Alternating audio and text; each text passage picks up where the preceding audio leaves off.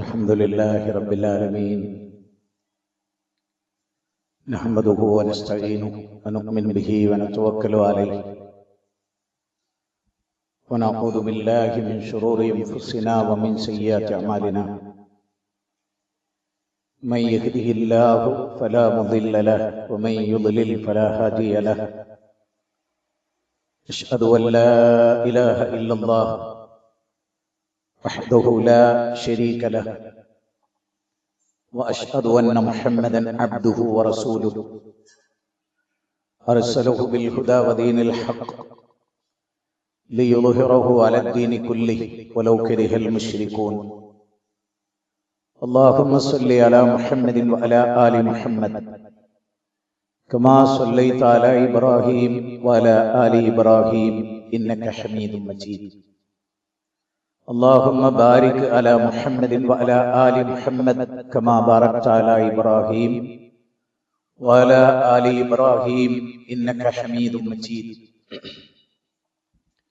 أما بعد فإن خير الحديث كتاب الله وخير السنن سنن محمد صلى الله عليه وسلم وشر الأمور محدثاتها وكل محدثة بدعة وكل بدعة ضلالة وكل ضلالة في النار اتقوا الله عباد الله أوصيكم وإياي أولا بتقوى الله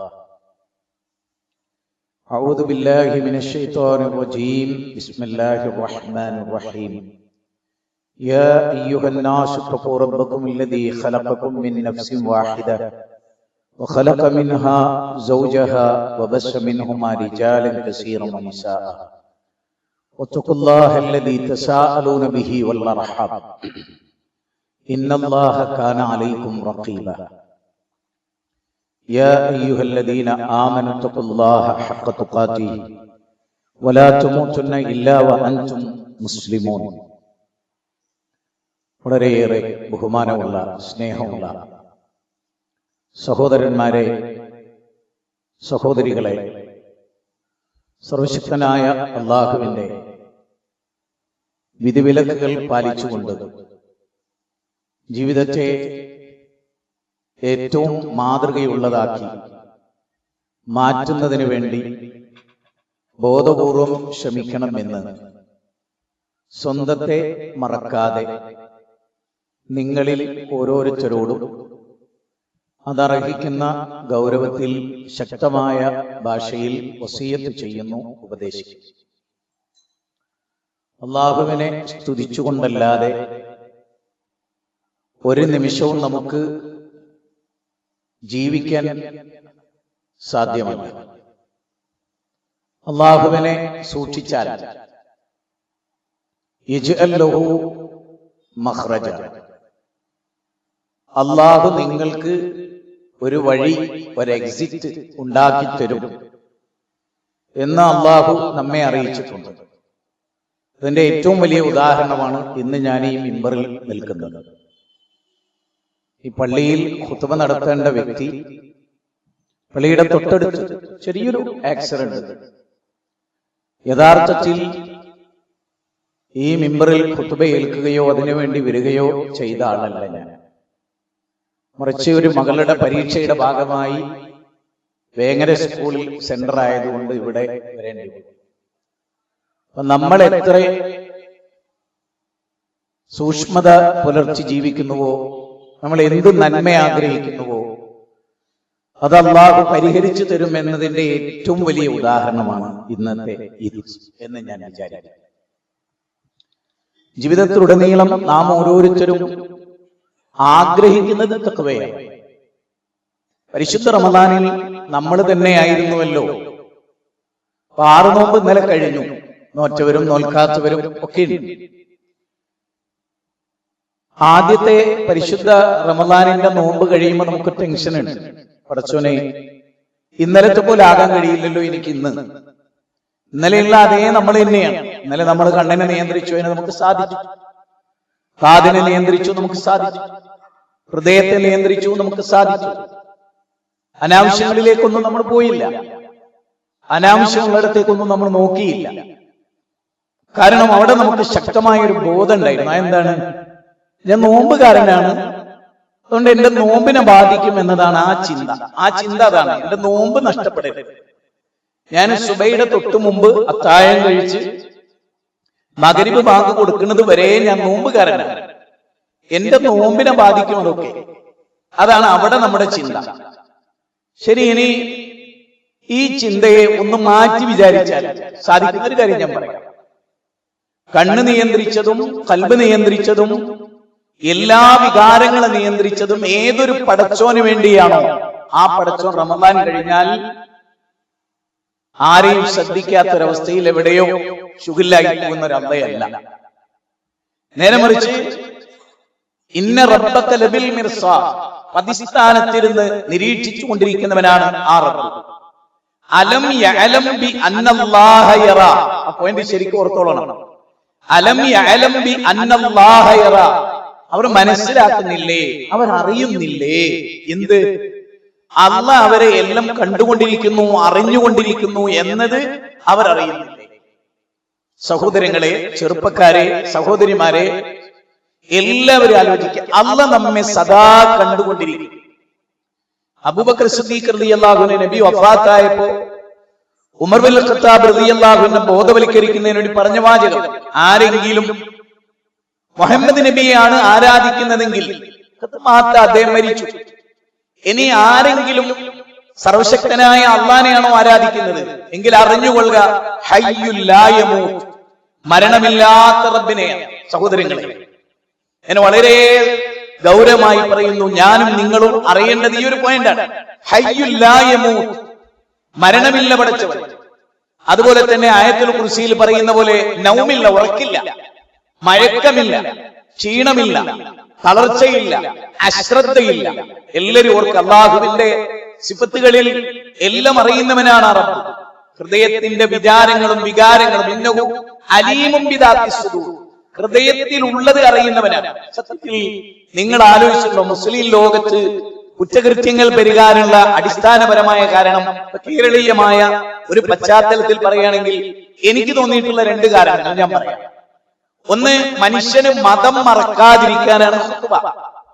വെള്ളിയാഴ്ച ഖുത്ബ നിശ്ചയിച്ചിട്ടുള്ളത് ദീന് പഠിപ്പിക്കാനാണ്. കാരണം യഖ്റഉൽ ഖുർആൻ വയുദക്കിറുൻ നാസ്, ഖുർആൻ ഓതിയിട്ട് ജനങ്ങളെ ഉത്ബുദ്ധരാക്കുക, ജനങ്ങൾ ഉത്ബുദ്ധമാകാം. എന്തിൽ നിന്ന്?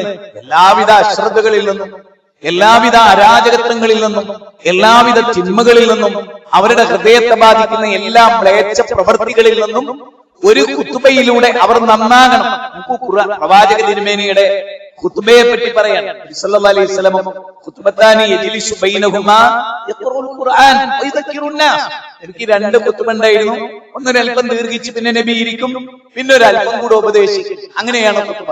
യഖ്റഉൽ ഖുർആൻ, ഖുർആൻ ഓതിയിട്ട് വയദക്കിറുൻ നാസ്, മുന്നിലിരിക്കുന്ന ജനങ്ങളെ ഉത്ബുദ്ധരാക്കും. ഒന്നുകൂടി ഞാൻ സിമ്പിളായി പറഞ്ഞാൽ, കഴിഞ്ഞ വെള്ളിയാഴ്ചത്തേക്കാൾ ഈ വെള്ളിയാഴ്ച ഉത്ബുദ്ധത കൂടുക വേണ്ടത്. ഖുത്ബ കേട്ടാൽ ഉണ്ടാകേണ്ടത് കഴിഞ്ഞ വെള്ളിയാഴ്ച ഇല്ലാത്ത ഒരു വിശ്വാസവും ആചാരവും സ്വഭാവവും കർമ്മവും മാറ്റവും എന്ന് ഒന്നുകൂടെ ഞാൻ ക്ലിയർ ചെയ്യുന്നു. ഒരു 20ാമത്തെ വയസ്സിൽ മലയാളത്തിൽ ഒരു ഖുത്ബ കേൾക്കാൻ ഒരു ചെറുപ്പക്കാരൻ വിചാരിക്കുന്നു. അയാൾക്ക് ഒരു 20 വയസ്സ് മുതൽ അയാൾ മാതൃഭാഷയിലാണ് ഖുത്ബ നടക്കുന്നത്. 20 വയസ്സ് വരെ അയാളുടെ മഹലിലെ അറബി ഖുത്ബ നടക്കുന്ന പള്ളിയിലാണ് പോയത്. പ്രത്യേകിച്ച് പള്ളിയിൽ പോയതിന് ഇപ്പൊ വെള്ളിയാഴ്ച ജുമഅ കഴിഞ്ഞ് അയാള് റോട്ടിലിറങ്ങി അങ്ങാടിയിൽ ഒരു ഹോട്ടലിൽ കയറി. അപ്പൊ അവിടെ ഒരു സെൽഫി പ്രവർത്തകൻ ഇരിക്കുന്നു. സിമ്പിൾ ആയിട്ട് ആളുകൾക്ക് മനസ്സിലാക്കണം, അതാണ് കാര്യങ്ങൾ വെട്ടി തുറന്നു പറയുന്നുണ്ടാകുന്ന ഗുണം. പക്ഷെ അത് ദോഷം ചെയ്യാം വ്യക്തിക്ക്, അയാളെ വിമർശിക്കാൻ അത് കാരണമായേക്കാം. പക്ഷെ സമൂഹത്തിന് അത് ഭയങ്കരമായി ഉപകാരപ്പെടുമെന്ന് വിശ്വസിക്കുന്ന ഒരാളാണ്. ആ ഹോട്ടലിൽ കയറിയിട്ട് നീ എവിടെ വരും? ഞാൻ പള്ളിയിൽ നിന്ന്. ഏത് പള്ളിയിലാ പോയത്? ഞാൻ ഇങ്ങനെ ഇന്ന് മഹലിലെ പള്ളിയിലാണ്. അവിടെ ഖുത്ബ ചെയ്ത് അറബി ഭാഷയിലാണ്. നീ എന്താ ഖുത്ബ കേട്ടത് എന്ന് അവൻ തിരിച്ചു ചോദിക്കുന്നു. മലയാളത്തിൽ ഖുത്ബ കേട്ടതാണ്. അപ്പൊ അയാൾ പറയാണ്, ഞാൻ ഇന്ന് സൂറത്ത് ഹദീദിലെ 16ാമത്തെ വചനമാണ് കേട്ടത്. ആ വചനത്തിൽ ഇങ്ങനെയാണ് പറയുന്നത്. ആ വചനം കേട്ടിട്ടാണ് ഒരു വലിയ കൊള്ളക്കാരൻ, ഒരു വലിയ വ്യഭിചാരി, ഒരു പെണ്ണുമായി ലൈംഗിക ബന്ധത്തിൽ ഏർപ്പെടാൻ പോകുന്ന സമയത്ത് ഖുർആനിന്റെ ഈ വചനം അയാൾ കേട്ടു. അത് കേട്ടത് മുതൽ അയാൾ ചിന്തിച്ചു. അങ്ങനെ അയാൾ ലോകം കണ്ട ഏറ്റവും വലിയ അള്ളാഹ്നോർത്ത് കരയുന്ന ആളായി. മരിക്കുന്നവരെ കരഞ്ഞു. ഈ ആയത്ത് കേട്ടതിന് ശേഷം കരയാത്ത ഒറ്റ ദിവസം ഉണ്ടായിട്ടില്ല. കരഞ്ഞിട്ട് അദ്ദേഹത്തിന്റെ 2 കണ്ണുകളിലും ചാലിപ്പൊഴുകി. അയാൾ പ്രേമിച്ചിരുന്നു, അയാൾ സ്ത്രീകളുമായി പല തോന്നിയാസങ്ങളും ചെയ്തിരുന്നു. ഈ ആയത്ത് കേട്ടപ്പോ അയാൾക്ക് ഉത്ബുദ്ധതയുണ്ടായി. ഖുർആൻ കേട്ടു. അപ്പൊ വൈദാ തുലിയത് അലൈഹിം ആയാതുഹു സാദതുഹും ഈമാന. ഒന്ന് ശ്രദ്ധിച്ചു നോക്ക്. അല്ലാഹുവിന്റെ ഗ്രന്ഥം 8-ാം അധ്യായം 2-ാമത്തെ വചനത്തിൽ പറയണത് വൈദാ തുലിയത് അലൈഹിം ആയാതുഹു സാദതുഹും ഈമാന. അവരുടെ മേൽ ആയത്തുകൾ ഓതി കേൾപ്പിക്കപ്പെട്ടു. ഈ പള്ളി ഞാനിപ്പോ മിമ്പറിലാണ്, ഞാനിവിടെ ഒരു ആയത്ത് ഓതുന്നു, അത് നിങ്ങളൊക്കെ കേൾക്കുന്നു. ഇതിന് അള്ളാഹ് പറയണത് ആ ആയത്ത് കേട്ടപ്പോ അയാൾക്ക് ഈമാൻ കൂടിയെന്ന്. അപ്പൊ ഈമാൻ കൂടണം. അപ്പൊ അത് അറബി കേട്ടുണ്ടാവില്ല. ആർക്കുണ്ടാവില്ല? മലയാളിക്ക് ഉണ്ടാവില്ല. അറബി അറിയാത്തൊരു ഭാഷക്കാരനായി ഈമാൻ കൂടൂല. കാരണം കൂടാനുള്ള മരുന്ന് എന്താന്ന് അറിഞ്ഞൂടാ. അവന്റെ ഹൃദയത്തിലാണ് ആ മരുന്ന്. അവന്റെ ഹൃദയത്തിന്റെ ശമനമാണ്. ഹൃദയത്തിന്റെ ശമനം അവന്റെ ഭാഷ കൊണ്ടല്ലാതെ രൂപീകരിക്കപ്പെടില്ല എന്നാണ് ഖുർആൻ പറയുന്നത്. ഞാനല്ല പറയുന്നത്, ഖുർആൻ പറയുന്നത്. ഞാൻ ഒരു നബിമാരെയും അയച്ചിട്ടില്ല മനുഷ്യന്മാരെ. എങ്ങനെയായിക്കൊണ്ടല്ലാതെ ആ നബി ഏതൊരു സമൂഹത്തിലാണോ വന്നത് ആ നബിയേക്കുള്ള പ്രാധാന്യമുണ്ട് ആ സമൂഹത്തിന്. എങ്ങനെ അള്ളാഹ് പറയാണ് ആ സമൂഹത്തിന്റെ ഭാഷ ഏതോ ആ നബി ആ സമൂഹത്തിന്റെ ഭാഷയിൽ സംസാരിച്ചോളൂ. അല്ലെങ്കിൽ അവർക്ക് മനസ്സിലാവില്ല, അല്ലെങ്കിൽ അവർക്ക് ഹിദായത്ത് കിട്ടൂല. മനസ്സിലായിട്ട് നിഷേധിച്ചാലേ ശിക്ഷയുള്ളൂ. ഒരായത്താ പറയുന്നത്, വിശുദ്ധ ഖുർആനിൽ ഒരു ആയത്തിന്റെ അർത്ഥം പറഞ്ഞു. ഇനി ആയത്ത് കേട്ടോളി അറബിയിൽ. വമാ അർസൽനാ മിർ റസൂലിൻ ഇല്ലാ ബിലിസാനി ഖൗമി ലിയുബയ്യിന ലഹും ഫയുദില്ലുല്ലാഹു മൻ യശാ വയഹ്ദി മൻ യശാ. സൂറത്ത് ഇബ്രാഹിമിലാണ് 14-ാം അധ്യായം 4-ാമത്തെ വചന. ലോക മുസ്ലിമീങ്ങൾ മനസ്സരിച്ച് പഠിക്കേണ്ട വിഷയ മലയാളക്കരയിലെ മുഴുവൻ മുസ്ലിം സംഘടനകളുടെയും പണ്ഡിതന്മാർ പഠിക്കേണ്ട ഒരു ആയത്താണ് ഈ ഖുർആനിക വചനം. വമാ അർസൽനാ മിർ റസൂലിൻ, ഒരു റസൂലിനെയും അയച്ചിട്ടില്ല ഇല്ലാ ബിലിസാനി ഖൗമി, ഖൗമിന്റെ ഭാഷ ഏതോ ആ ഭാഷയിലല്ലാതെ. അല്ലാതെ ഒരു നബി വന്നിട്ട് ഞാൻ ഇന്ന ഭാഷക്കാരനാണ്, ഞാൻ അറബിയെ പറയൂ, നിങ്ങളൊക്കെ അറബി പഠിച്ചു, നിർബന്ധ നബി വെക്കില്ല. ഒന്നുകൂടെ ഭാഷയുടെ അനുകരണത്തിലല്ല സുന്നത്ത്. ഒരു ഭാഷയുടെ അനുകരണത്തിലല്ല സുന്നത്ത്. ഇത് നിങ്ങൾക്ക് മനസ്സിലാവുമെന്ന് എനിക്കറിയില്ല. ഖുത്ബ കേൾഷികൾ ചോദിച്ചാൽ ഈ പറഞ്ഞ എന്താന്ന് മനസ്സിലായോ? ഈസാ നബി അലൈഹി സ്വലാത്തു വസ്സലാം അള്ളാഹ് തെരഞ്ഞെടുത്ത നബിയാണ്. ആതാനിയൽ കിതാബ് വജഅലനീ നബിയ്യ. ഖുർആനാണ് 19-ാം അധ്യായം 31-ാമത്തെ വചന. ഈസാ നബി പറയാണ് അള്ളാഹ് എന്നെ തെരഞ്ഞെടുത്തു, എനിക്ക് വേദഗ്രന്ഥവും നൽകി, തീർന്നില്ല എന്നെ നബിയാക്കുകയും ചെയ്തു. നബിയാക്കിയപ്പോ എന്നെ അള്ളാഹ് ഏത് ഭാഷയിൽ സംസാരിക്കാനാണ് പഠിപ്പിച്ച്? അരമായ ഭാഷയിൽ സംസാരിക്കാൻ പഠിപ്പിച്ചു. കാരണം എന്റെ ഓഡിയൻസ് അരമായ ഭാഷ തിരിയുന്നവരാണ്. അതുകൊണ്ട് എന്നെ നിയോഗിച്ചത് അരമായ ഭാഷയിലെ തൗഹീദ് പറയാനാണ്, അരമായ ഭാഷയിലെ പരലോകം പറയാനാണ്, അരമായ ഭാഷയിൽ സുന്നത്ത് പഠിപ്പിക്കാനാണ്. കൃത്യം. എന്നിട്ട് അള്ളാഹ് എന്താ പറയണത്? അങ്ങനെ സംസാരിച്ചാലേ അവർക്ക് മനസ്സിലാവും, എങ്കിലേ എനിക്ക് അവരെ ശിക്ഷിക്കാൻ പറ്റും. ഒരു ഭാഷ നിങ്ങൾക്ക് അറിയാത്തൊരു ഭാഷയിൽ നമ്മുടെ കുത്തു നടത്തുന്ന 10 കൊല്ലം. നിങ്ങളിൽ ഒരാൾക്കും ഒരു മാറ്റവും ഇല്ല. 10 കൊല്ലം മുമ്പ് ഞാനിവിടെ വരുമ്പോ കള്ളു കുടിച്ചവൻ അതേ കുടി കൂട്ടിയിട്ടേ ഉള്ളൂ, കുറഞ്ഞിട്ടില്ല. അവന്റെ വ്യഭിചാര ചിന്ത വർദ്ധിച്ചിട്ടേ ഉള്ളൂ, കുറഞ്ഞിട്ടില്ല. എങ്കിൽ എന്റെ കുത്തുബ കൊണ്ട് ഈ നാട്ടിൽ ഒരു പ്രയോജനം. നേരെ മറിച്ച് റസൂലുള്ളാഹി സ്വല്ലല്ലാഹു അലൈഹി വസല്ലം 500 കുത്തുബ നടത്തി. 500 കുത്തുബയിലൂടെ ഓരോ വെള്ളിയാഴ്ചയും സ്ഫുടം ചെയ്ത ഒരു സമൂഹം ഉണ്ടായി. ഞാൻ പറയുന്നിടത്തേക്ക് മടങ്ങിപ്പോകുന്നു. സഹോദരങ്ങളെ, നമ്മൾക്ക് മാറ്റമില്ലാതിരിക്കാനുള്ള അടിസ്ഥാന കാരണം ഹൃദയത്തിനൊരു ഭാഷയുണ്ട്. ഹൃദയത്തിന്റെ ഭാഷ. ഒരാൾക്ക് നാവ് ചലിക്കുന്നില്ല, പ്രാർത്ഥനയില്ല, ശബ്ദമില്ല, പക്ഷേ അയാൾ ഹൃദയത്തിന്റെ ഭാഷയിൽ പ്രാർത്ഥിക്കുന്നില്ലേ? ഉണ്ട്. ആ ഭാഷ ഏതാ? അത് അയാളുടെ ഭാഷയാണ്. ആ ഭാഷ ചെയ്യുന്നവനാണ് പടച്ചിറപ്പ്, സംശയമില്ല. പടപ്പുള്ള അവസ്ഥ അതല്ല. ഓന്റെ ഹൃദയഭാഷ അറിയുന്ന പടച്ചോൻ ഓന്റെ ഹൃദയഭാഷ നമുക്കറിയില്ല. സംസാരിക്കാത്ത ഒരുത്തന്റെ ഹൃദയഭാഷ നമുക്കറിയോ? ഓന്റെ ഹൃദയത്തിലുള്ള സംസാരത്തിലൂടെ പറഞ്ഞേ നമുക്കറിയാം. ഓന്റെ ഹൃദയത്തിൽ നിന്നൊക്കെ ഉണ്ട്, ഓന്റെ ഹൃദയത്തിൽ എന്തൊക്കെ സൂക്ഷിച്ചിട്ടുണ്ട്, ഓൻ എന്നോട് പറഞ്ഞിട്ടുണ്ട് എന്ന് പറയണമെങ്കിൽ പറയാൻ കഴിയണം. പക്ഷെ ഹൃദയഭാഷ അറിയുന്ന ആളാരാണ്? റഹ്മാനായ റബ്ബാണ്. അതുകൊണ്ട് തന്നെ 2 കാര്യങ്ങൾ പഠിക്കുക. ഒന്ന്, ലോക മുസ്ലിമീങ്ങൾ നന്നാകാത്തതിന്റെ ഒരു കാരണം അവർക്ക് മനസ്സിലാകുന്ന ഭാഷയിൽ ഖുത്ബയില്ല എന്ന വിഷയമാണ്. ഞാൻ പറഞ്ഞ പോയിന്റ് ഒന്നുകൂടെ ക്ലാരിറ്റി വരുത്തേണ്ടതുണ്ട്. നിങ്ങൾ ആരെങ്കിലും ശ്രദ്ധിച്ചിട്ടുണ്ട്? ഞാനൊരു വാചകം പറയാം. അറബിയല്ല, മലയാളമല്ല, ഇംഗ്ലീഷ് അല്ല, ഹീബ്രു ആണ്. അരമായ ഭാഷയിൽ നിന്ന് അതേ വാചകം ഹീബ്രുവിലേക്ക്. ഇന്നിപ്പോ ഇസ്രായേൽ ഭാഷയ്ക്ക് ഹീബ്രു ഭാഷയില്ല. ആ ഭാഷ ഇങ്ങനെയാണ്: ശമ്മാ ഇസ്രായേല അഡോണയലോഹിം അഡോണയ. ഇസ്രായേൽ സമൂഹമേ, നമ്മുടെ ദൈവം ഒന്നാണ്, നമ്മുടെ സമുദായം ഒന്നാണ് എന്നാണ് പറഞ്ഞതിന്റെ ചുരുക്കം. ഇതേ കാര്യം നബി എങ്ങനെയാ പറഞ്ഞു? ഇന്ന ഹാദിഹി ഉമ്മത്തുക്കും ഉമ്മത്ത വാഹിദ. അതിന്റെ അങ്ങനെ ആയത്? നബിന്റെ ഓഡിയൻസിന്റെ ഭാഷ അറബിയാണ്. നേരെ മറിച്ച് ഈസാ നബിയുടെ ഭാഷ ഏതായിരുന്നു? അരമായായിരുന്നു. ആ ഭാഷയിലെ പറഞ്ഞു കൊടുത്ത്. എന്നാൽ ആ ഭാഷ അനുകരിക്കാനാണോ നബി നോക്കിയത്? അല്ല, ആശയം അനുകരിക്കാനാണോ റസൂലുള്ളാഹി നോക്കിയത്? പറ, മനസ്സുകൊണ്ട് പറ. ആ ആശയത്തെ ഒരു ചോർച്ചയുമില്ലാതെ, ഒരേറ്റക്കുറവുമില്ലാതെ അതേ റബ്ബ് പഠിപ്പിച്ച ഈസാ നബിയുടെ ആ ആശയം പൂർണ്ണമായി നബി എടുത്തു. പക്ഷെ ആ ഭാഷ എടുക്കാത്ത എന്താ? നബിയുടെ ഓഡിയൻസ് അറബികളായിരുന്നു. അവൻ നബി കുത്തുപടത്തി എന്തുകൊണ്ടാണ്? നബി ഇന്ന് വേങ്ങരയിൽ പള്ളിയിൽ മിമ്പറിൽ കുത്തുപടത്താൻ വരിക. നബി അറബിയിലാണ് സംസാരിക്കുന്നത്. നബി ചിലപ്പോ ഒരു ദ്വിഭാഷയെ, കാരണം നബിയുടെ ഭാഷ, നബിക്ക് തിരിയാത്ത ഭാഷക്ക് നബി ദ്വിഭാഷനെ വെച്ചിരുന്നു. നബി പറയുന്ന അങ്ങോട്ട് തിരിയാത്തവരുടെ കാര്യത്തിലും ദ്വിഭാഷികളെ വെച്ചിരുന്നു. പറ, എന്തിനാത്? ആ ആളുകൾക്ക് മനസ്സിലാക്കി, ഞാൻ പറഞ്ഞ അവർക്ക് മനസ്സിലാകലാണ് കാര്യം. കാര്യം എന്താണ്? അവർക്കത് മനസ്സിലാകലാണ് കാര്യം. മനസ്സിലാക്കുക എന്നിടത്താണ് പോയിന്റ് ഗ്രന്ഥീകരിക്കുന്നത്. നമ്മുടെ ലക്ഷ്യം എന്താണ്? ഖുത്ബയിലൂടെ മനുഷ്യർ നന്നാകണം. കാരണം അതുകൊണ്ടാണ് നമ്മുടെ നാട്ടിലെ ജനങ്ങൾ ശരിക്കും നന്നാകാൻ. രണ്ടാമത്തെ കാര്യം എന്താണെന്ന് ചോദിച്ചാൽ, ജനങ്ങൾ നന്നാകണമെങ്കിൽ ഖുർആനിലും സുന്നത്തിലും ഫോക്കസ് ചെയ്യണം. അത് ശരിക്കും പഠിക്കുന്ന ഒരു തലമുറ ഉണ്ടാകണം. അങ്ങനെ ഉണ്ടാകുമ്പോൾ മാത്രമേ സമൂഹം നന്നാവൂ. അപ്പൊ നമ്മളൊക്കെ പരിശുദ്ധ റമദാനായതുകൊണ്ട് ഖുർആൻ ഓതും. ഇപ്പൊ നിങ്ങൾ ആലോചിച്ചു നോക്കൂ, 6 നോമ്പ് നോൽക്കാത്തവരെ സംബന്ധിച്ചിടത്തോളം ഇന്നലെ വരെ 6 നോമ്പ് നോറ്റവർക്ക് നോമ്പിന്റെ ലഹരി തന്നെ ഉണ്ടാവും, സംശയമൊന്നുമില്ല. അയാൾ ചിലപ്പം ഖുർആൻ ഓതിയിട്ടുണ്ടാവും, അയാൾ എല്ലാ സുന്നത്തും നിസ്കരിച്ചിട്ടുണ്ടാവും, അയാൾ ഒരു പ്രത്യേക കണ്ണ് നിയന്ത്രിച്ചിട്ടുണ്ടാവും. അയാളെ കൂടെ പെരുന്നാൾ ആഘോഷിച്ച് 6 നോമ്പ് നോൽക്കാത്ത ചിലപ്പോൾ ഒരാളെ നോക്കിയിട്ടുണ്ടാവും, പെണ്ണിനെ. പക്ഷെ അയാൾ നോക്കിയിട്ടുണ്ടാവില്ല. കാരണം അയാൾ അപ്പോഴും നിയന്ത്രിക്കുന്നത് എന്താ?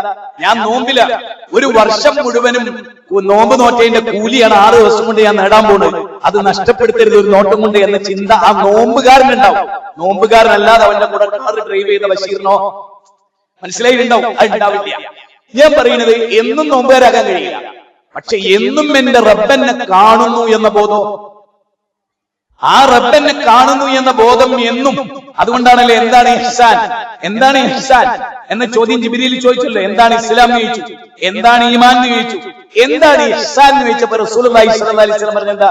നീ അല്ലാഹുവിനെ കാണുന്ന പോലെ അവനെ ഇബാദത്ത് ചെയ്യാം, ഓർ അല്ലെങ്കിൽ അല്ലാഹ് നിന്നെ കാണുന്നു എന്ന ബോധത്തോടെ നീ റബ്ബിനെ ഇബാദത്ത് ചെയ്യാം.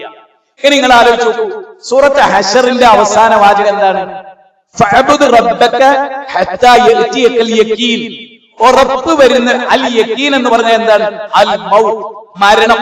മരണം വരെ റബ്ബിനെ ഇബാദത്ത് ചെയ്തോണം. അപ്പൊ റബ്ബിനെ മാത്രം ഇബാദത്ത് ചെയ്തുകൊണ്ട്, അല്ലെ യുവാക്കളെ പറ്റി പറഞ്ഞ റജുലുൻ, ആ യുവാവിന്റെ ഒരു പ്രത്യേകത എന്താ? അല്ലെ അത്തരം യുവാക്കളുടെ പ്രത്യേകത എന്താ? അവര് ഇബാദത്തിലായിക്കൊണ്ടാണ് അവരുടെ യൗവനം കഴിച്ചു കൂട്ടി. ഇബാദത്തില്ലാഹി അസ്സ വജല്ല, റഹ്മാനായ റബ്ബിനെ ഇബാദത്ത് ചെയ്തുകൊണ്ട്. അല്ലാഹനെ മാത്രം ഇബാദത്ത് ചെയ്യുന്ന ഒരു വ്യക്തിക്ക് ഒരുപാട് സൂക്ഷ്മത ഉണ്ടാവും. ഇത് സംഭവിക്കാത്തതിന്റെ രണ്ടാമത്തെ കാരണമാണ് ഇനി ഞാൻ പറയുന്നത്. ഒന്ന് ഞാൻ പറയുന്നത് ഖുതുബ ജനങ്ങൾക്ക് മനസ്സിലാകുന്ന ഭാഷയിൽ നടത്തുന്നില്ല എന്നതാണ്. രണ്ടാമത്തത് റബ്ബിനെ പറ്റി പഠിപ്പിക്കപ്പെടുന്നില്ല. മുസ്ലിം സമുദായത്തെ നിങ്ങൾ നോക്കിയാൽ, സോഷ്യൽ മീഡിയയിൽ നിങ്ങൾ ഉസ്താദുമാരുടെ ബഹുഭൂരിപക്ഷ പ്രസംഗം ശ്രദ്ധിച്ചാലും ഔലിയാക്കളുടെ കറാമത്തിൽ ഒടക്കി തട്ടി അവരുടെ പ്രബോധനം അവസാനിക്കുന്ന കാണാം. ഒന്നുകൂടി ഞാൻ ക്ലിയർ ആക്കുന്നത്, എന്റെ മനസ്സിന്റെ വേദന കൂടി ഞാൻ പങ്കുവെക്കുകയാണ്. സഹോദരങ്ങളെ, അള്ളാനെ പറ്റി പഠിപ്പിച്ചുകൊണ്ടല്ലാതെ ഒരു സമൂഹത്തെ മാറ്റാൻ നിങ്ങൾ വിചാരിക്കും.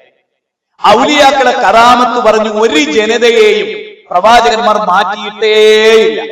മാത്രമല്ല, പ്രവാചകന്മാരുടെ നാവിലൂടെ മുഅ്ജിസത്ത് കച്ചവടമാകുന്ന ഒരു വാക്ക്, ഒരൊറ്റ വാക്ക്, ഭയങ്കര ഒരു വർത്തമാനം പറഞ്ഞു. ഇത് പ്രവാചകന്മാരുടെ മുഅ്ജിസത്ത് വെച്ചിട്ട് ഒരൊറ്റ വാക്ക് ഉപയോഗിച്ചു ഒരു പ്രവാചകനും കച്ചവടം നടത്തിയിട്ടില്ല. ഒരു കറാമത്ത് പറഞ്ഞിട്ട് ആ ബീവിയിലേക്കോ ആ വലിയിലേക്കോ ഒരു നബിയും അവരെ ക്ഷണിച്ചില്ല. ഒന്നുകൂടി ശരിക്കും മനസ്സിലായിക്കൂടെ? അതുകൊണ്ട് തന്നെ മുഅ്ജിസത്തിന്റെയും കറാമത്തിന്റെയും വൃത്തത്തിൽ കറങ്ങി അള്ളാനെ മറന്ന ഒരു ജനത അവരാരും ആയില്ല. ഈ ഖുത്ബയുടെ ആഴവും വരപ്പും നിങ്ങൾ ശരിക്കും മനസ്സിലാക്കുക. ഈ പറഞ്ഞ വാദം, അതായത് അവരെ എപ്പോഴും റബ്ബുമായിട്ട് ബന്ധപ്പെടുത്തി, പടച്ചോനുമായുള്ള ബന്ധം അവർക്ക് ദൃഢീകരിച്ചു. എന്ത് കാര്യമാണെങ്കിലും റബ്ബുണ്ടോ, ഇത്തക്കില്ല ഇത്തക്കില്ല, നീ എവിടെയാണ്? സല്ലല്ലാഹു അലൈഹി വസല്ലം ആളെ യാത്ര അയക്കുന്ന അയാൾ ഓർമ്മപ്പെടുത്തുന്നത് എന്താ? നിന്ന ദർഗയെ പോയി സിയാറത്ത് നടത്തിയിട്ട് പോയിക്കോട്ടോ, തിരിച്ചു വരുമ്പോ അപ്പുറത്ത് അവിടെ ഇറങ്ങിയിട്ട് അവിടുത്തെ ദർഗയെ കയറി ഇങ്ങോട്ട് പോരിട്ടോ എന്നല്ല പറയുന്നത്. മറിച്ച് എന്താ പറയുന്നത്? ദുനിയാവിൽ എവിടാണെങ്കിലും റബ്ബിനെ സൂക്ഷിച്ചോട്ടോ, പടച്ചോനെ ഭയപ്പെട്ടോ, അവൻ നിന്നെ കാണുന്നുണ്ട് എന്ന ബോധ്യം. അതുകൊണ്ടാണ് നോക്കൂ, വലഖദ് ഖലഖനൽ ഇൻസാന വനഅലമു മാ തുവസ്വിസു ബിഹി നഫ്സു വനഹ്നു അഖ്റബു ഇലൈഹി മിൻ ഹബ്ലിൽ വരീദ്. സൂറത്ത് ഖാഫ് 50-ാം അധ്യായം 17, 18, 19, 20 വചനം. ആ വചനത്തിൽ പറയുന്നത് എന്താണ്? നീ ഒരൊറ്റ വാക്കും ഉച്ചരിക്കുന്നില്ല, അത് നിന്റെ വലതുവശത്തും ഇടതുവശത്തും നിന്നുകൊണ്ട് രേഖപ്പെടുത്തിയിട്ടല്ലാതെ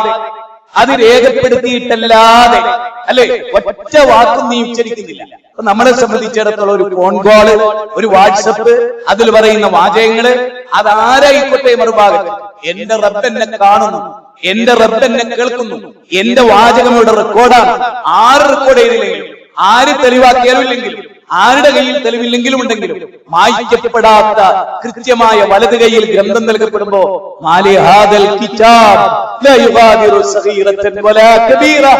എന്തൊരു ഗ്രന്ഥമാണിത് പഠിച്ചോനെ! കുറ്റവാളി വിലപിക്കുന്ന രംഗമാണ് പഠിച്ചോനെ. ചെറുതും വലുതും, ഒരു കുഞ്ഞി വാക്ക് മുതൽ ഒരു കുഞ്ഞി ചിന്ത മുതൽ എല്ലാം രേഖപ്പെടുത്തല്ലോ. അതാ 18-ാം അധ്യായം. ഇന്ന് നമ്മൾ സൂറത്ത് ഓതി, ഇവിടെ വന്നിട്ട് ഒരുപാട് ആളോതി, വീട്ടിൽ നിന്ന് സുബൈക്ക് യശോദി, ഒരുപക്ഷെ ഇനിയും നമ്മൾ ഓതും.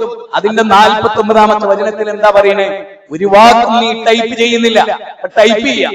ഫോണില് ടൈപ്പ് ചെയ്തേക്ക്, പറയുന്നില്ല. പറഞ്ഞാലാണല്ലോ ബാപ്പ കേൾക്കുക, പറഞ്ഞാലാണല്ലോ ഉമ്മ കേൾക്കുക. പക്ഷെ ടൈപ്പ് ചെയ്യാം. ഇതാര് കാണുന്നുണ്ട്? അള്ളാഹ് കാണുന്നുണ്ട്.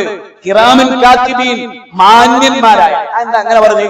നിന്നോട് ദേഷ്യമുണ്ട് വിചാരിച്ച് നീ പറയാത്ത പറയില്ല, നിന്നോട് ദേഷ്യമുണ്ട് വിചാരിച്ചിട്ട് നീ ചെയ്യാത്ത പറയില്ല, നിന്റെ കുതിര കയറില്ല. അതാണ് ആ മാന്യന്മാരുടെ പ്രത്യേകത. അവരുള്ളത് മാത്രമേ എഴുതൂ, ഒരക്ഷരവും ചോർന്നു പോവില്ല. നീ പറയാത്തൊരാശയവും പെരുപ്പിച്ച് എഴുതില്ല, നീ പറഞ്ഞൊരു കാര്യം കുറയ്ക്കില്ല. കാരണം അള്ളാഹ് എന്താണോ കൽപ്പിച്ചത് അത് ചെയ്യാനല്ലാതെ മലക്കുകൾക്ക് സ്വന്തമായി തീരുമാനമെടുക്കാൻ കഴിവില്ല. 66-ാം അധ്യായം 6-ാമത്തെ വചനമാണ്. അപ്പൊ വ്യക്തം ഈ മലക്കുകൾ നമ്മുടെ ഇനി ആലോചിച്ചു, നോമ്പിന് മാത്രമാണോ ഈ പ്രക്രിയ? അല്ലല്ലോ. കാരണം അള്ളാഹ് പറയുന്നു, ദാ നോക്ക്, ഇന്ന സമഅ വൽ ബസറ വൽ ഫുആദ കുല്ലു ഉലൈക കാന അൻഹു മസ്ഊല. നിന്റെ കേൾവി, നിന്റെ കാഴ്ച, നിന്റെ ചിന്താശേഷി എല്ലാം വിചാരണക്ക് വിധേയമാണ്. എല്ലാ കാര്യവും അള്ളാഹ് ചോദിക്കും.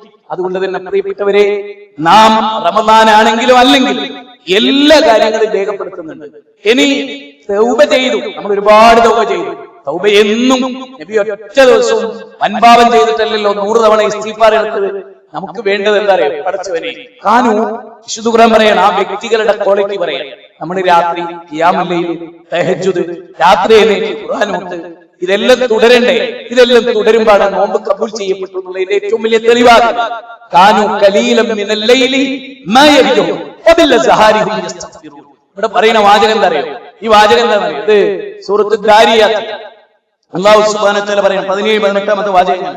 രാത്രി വളരെ കുറച്ചുറങ്ങുന്നവരും അള്ളാഹുവിനോട് പൊറുക്കലിനെ തേടുന്നവരുമാണ്. അങ്ങനെ പൊറുക്കലിനെ തേടിയാൽ അള്ളാഹ് നൽകുന്ന ഓഫർ എന്താ അറിയാം?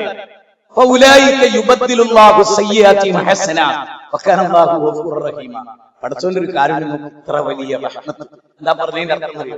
നീ ചെയ്ത പാപം മലക്കുകൾ എഴുതിയില്ലേ? നീ ചെയ്ത പാപം മലക്കുകൾ എഴുതി വെച്ചല്ലോ, അത് അള്ളാഹ് മായ്ച്ചിട്ടുണ്ട് കേട്ടോ. അത് അള്ളാഹ് മായ്ച്ചു കളഞ്ഞിട്ടുണ്ട്.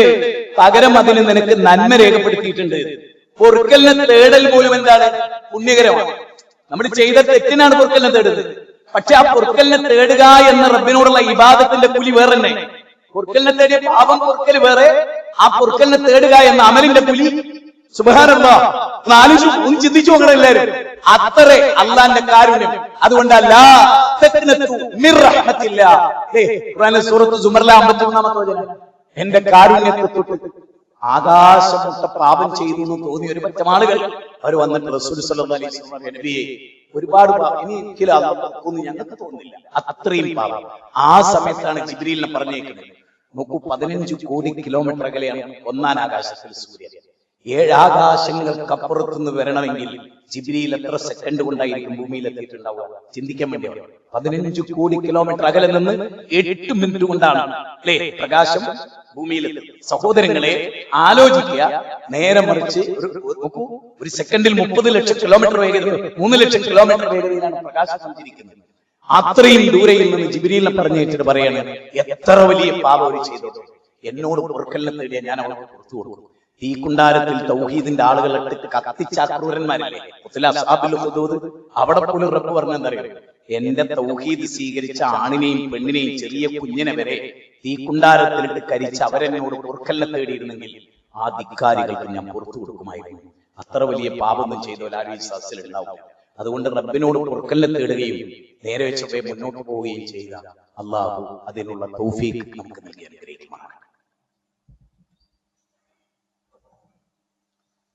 അൽഹംദുലില്ലാഹി റബ്ബിൽ ആലമീൻ വസ്സലാത്തു വസ്സലാം അലാ റസൂലിഹിൽ അമീൻ വഅലാ ആലിഹി വസഹ്ബിഹി അജ്മഈൻ.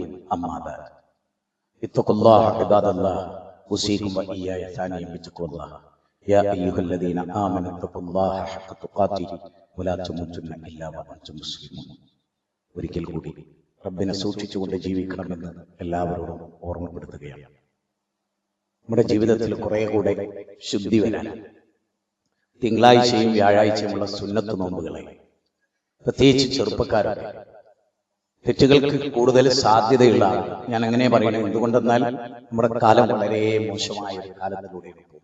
അതോടൊപ്പം ലോകാടിസ്ഥാനത്തിൽ ഒരു വലിയ യുദ്ധം, അങ്കുശമില്ലാത്ത ധാർഷ്ട്യം, ധിക്കാരം, താന്തോന്നിത്വം, തെമ്മാടിത്തം, ലോകമനുഭവിക്കുന്ന വേദനകളിൽ മനസ്സലിയാത്ത രാഷ്ട്രനായകന്മാർ, താടി വെച്ചവരായാലും തൊപ്പി വെച്ചവരായാലും തൊപ്പി വെക്കാത്തവനായാലും ക്ലീൻ ഷേവായാലും മനസ്സ് ഒരേപോലെ ക്രൂരമാണ്.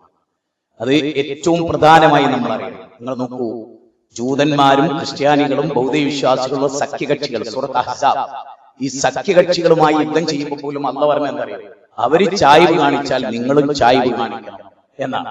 അപ്പൊ ഇസ്ലാമിനനുസരിക്കുന്ന ഒരു രാഷ്ട്രമാണ് നാം ഈ പലരും അംഗീകരിക്കുന്ന രാഷ്ട്രമെങ്കിൽ ആ ചായ്വിൽ അത് കേട്ട ഉടനെ ചായ്വ് കാണിക്കും ഖുർആൻ അനുസരിക്കുന്നവരാണ്. അതില്ല എന്നുള്ളത് തന്നെ ഏറ്റവും വലിയ തെളിവാണ് അവരെന്താണ് എന്നതിന്റെ തെളിവ്. അതുകൊണ്ട് ലോകത്ത് സമാധാനത്തിന് വേണ്ടി ഉള്ളൊരുങ്ങി നമ്മൾ പ്രാർത്ഥിക്കും. സോഷ്യൽ മീഡിയയിലെ അനാവശ്യമായ ചർച്ചകളൊന്നും പങ്കെടുത്ത് വെറുതെ ടൈം വേസ്റ്റ് ചെയ്യില്ല. അതൊരു വേസ്റ്റാണ്. നമ്മൾ ആ ചർച്ച കേട്ടോണ്ടോ കേൾക്കാത്തോണ്ടോ അവിടെ പ്രത്യേകിച്ച് ഒന്നും വരാൻ പറ്റില്ല. മറിച്ച് പ്രാർത്ഥന കൊണ്ട് പർവ്വതത്തിന്റെ സ്ഥാനം വരെ മാറ്റി പ്രതിഷ്ഠിക്കപ്പെടും. അതിന് ഇസ്ലാമിക ചരിത്രം തെളിവാണ്. നമ്മൾ ചെയ്യേണ്ടത് നടത്തത്തിലും ബിരുദത്തിലും കച്ചവട സ്ഥലത്തും വീട്ടിലും കിച്ചണിലും എവിടെയാണെങ്കിലും പടച്ചോനെ ശാന്തിയുടെ ഒരു ലോകം ഉണ്ടാവണേ റബ്ബേ, സമാധാനത്തിന്റെ ഒരു ലോകം ഉണ്ടാവണേ റബ്ബേ, ഭരണാധികാരികൾക്ക് നീ വെളിച്ചം നൽകണേ റബ്ബേ എന്ന പ്രാർത്ഥനയിൽ ഇന്ന് യുദ്ധത്തിൽ പങ്കെടുക്കുന്ന 3 രാഷ്ട്രവും ഇസ്ലാമിക വീക്ഷണത്തിൽ തെറ്റുകാരാണ്. അതുകൊണ്ട് തന്നെ അവരെ സംബന്ധിച്ചിടത്തോളം അവരുടെ തെറ്റുകൾ തിരുത്തി അവർ നന്നാവുക എന്നതല്ലാതെ അവർക്ക് വേറെ മാർഗം. അവരുടെ കൂടെ 1000 ആൾ കൂടി എന്നുള്ളത് കൊണ്ടോ 1000 ആൾ കൂടെ അല്ലാതുകൊണ്ടോ തെറ്റ് തെറ്റല്ലാതാവില്ല, ശരി ശരിയല്ലാതെയും ആവില്ല. ഈ കാര്യം നമ്മൾ ഉത്തമ ബോധ്യം നമുക്കുണ്ടാവണം. അള്ളാഹു നമ്മെ അനുഗ്രഹിക്കട്ടെ. എല്ലാ ജന്മങ്ങളിലും അള്ളാഹു നമ്മെ കാത്തുരക്ഷിക്കട്ടെ. സഹോദരങ്ങളെ, ജീവിതത്തിൽ വിശുദ്ധ ഖുർആനിനോട് ഒരു നല്ല ബന്ധവും അതിന്റെ ഒരു പാരായണം, അതിനോട് കൂടുതൽ ഒരു മമതയും, ഏറ്റവും ചുരുങ്ങിയ ഒരു ദിവസം 3 ഖുർആനിക വചനം പഠിച്ചാൽ 6 വർഷം കൊണ്ട് ഖുർആൻ കംപ്ലീറ്റ് മനപ്പാടാണ്. 3 ആയത്ത് ഒരു ദിവസം 5 മിനിറ്റോ 10 മിനിറ്റോ എടുത്ത് നമ്മൾ പഠിച്ചാൽ 2031 ഇതേ മാസം ഇതേ ഡേറ്റ് വരുമ്പോ തീർച്ചയായും സഹോദരങ്ങളെ ഖുർആൻ കംപ്ലീറ്റ് നമുക്ക് മനപ്പാടമായി. 3 ആയത്ത് പഠിക്കാനുള്ള വ്യഗ്രത നമ്മൾ ഉണ്ടാക്കുക. അള്ളാഹു നമ്മെ അനുഗ്രഹിക്കട്ടെ. അള്ളാഹുവേ, ഫൈസൽ മൗലവിക്ക് എളുപ്പത്തിൽ എന്ത് പ്രയാസം ഞങ്ങൾക്ക് ആർക്കും അറിയില്ല. എന്തായാലും അത് ചെറുതായാലും വലുതായാലും എത്രയും പെട്ടെന്ന് ശിഫയാക്കി അദ്ദേഹത്തിന്റെ പ്രബോധനത്തിൽ കർമ്മനിരതനാകാൻ അദ്ദേഹത്തിന് തൗഫീഖ് ചെയ്യണേ റബ്ബേ. അള്ളാഹുവേ, ഞങ്ങൾക്കൊക്കെ നീ പുറത്തു തരണമേ തമ്പുരാനെ. അള്ളാഹുവേ, നോമ്പിന്റെ തഖ്വയും സൂക്ഷ്മതയും കണ്ണും കൽബും എല്ലാം ഞങ്ങൾ സൂക്ഷിച്ചു അതുപോലെ തുടരാൻ ഞങ്ങൾക്ക് തൗഫീഖ് തരണേ റബ്ബേ. നിന്റെ കാരുണ്യത്തിന് ഞങ്ങൾ വിധേയമാണ്. അധർമ്മത്തിൽ നീ ഞങ്ങൾ കാത്തുരക്ഷിക്കണേ റബ്ബേ. ഞങ്ങളുടെ മക്കളെയും കുടുംബത്തെയും നിന്റെ ദീനനുസരിച്ച് വളർത്താനും നോക്കാനും ഞങ്ങൾക്ക് സാധ്യമാകണേ റബ്ബേ. ഭർത്താവെന്ന നിലയിലും മകനെന്ന നിലയിലും പിതാവെന്ന നിലയിലും അനുജനും ജ്യേഷ്ഠൻ എന്ന നിലയിലും ഞങ്ങളുടെ ഉത്തരവാദിത്വം നിർവഹിക്കാൻ ഞങ്ങൾക്ക് സാധ്യമാകണേ റബ്ബേ. ജീവിതത്തിൽ കുടുംബജീവിതം നയിക്കുന്ന ഞങ്ങൾക്ക് ഏറ്റവും പക്വതയുള്ള ക്ഷമയുള്ള ഒരു ജീവിതം ഞങ്ങൾക്ക് നൽകണമേ അല്ലാഹ്. എല്ലാവരും പരീക്ഷണങ്ങളെല്ലാം രക്ഷിക്കണേ അല്ലാഹ്. അല്ലാഹു ഗഫൂറുൽ മുഅ്മിനീന വൽ മുഅ്മിനാത്ത് വൽ മുസ്ലിമീന വൽ മുസ്ലിമാത്ത് അൽഅഹ്യാ മിനൽ അംവാത്ത്. ربنا هب لنا من ازواجنا وذرياتنا قرة اعين واجعلنا للمتقين اماما. اللهم يا مقلب القلوب ثبت قلوبنا على دينك. ربنا آتنا في الدنيا حسنة وفي الآخرة حسنة وقنا عذاب النار. وصلى الله وسلم على نبينا محمد وآله وصحبه أجمعين.